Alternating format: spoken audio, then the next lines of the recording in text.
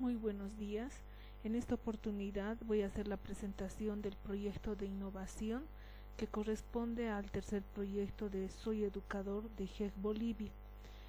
Yo soy la licenciada Inés Cabrera Daza, docente del idioma originario Quechua 1, y el proyecto lleva como nombre Implementando herramientas digitales en el proceso de enseñanza y aprendizaje del idioma originario Quechua 1.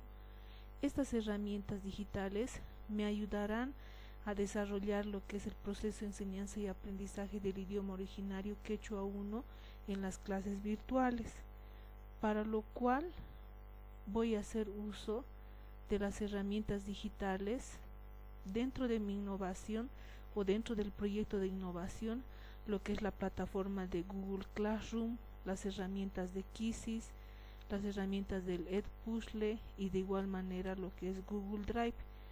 Con Google Drive voy a hacer uso de lo que son los documentos Google, las presentaciones en Google y los formularios de Google. Todas estas herramientas digitales me ayudarán a desarrollar este proyecto de innovación para poder mejorar lo que son las clases virtuales, para poder innovar dentro del proceso de enseñanza-aprendizaje del idioma Quechua 1 con mis estudiantes.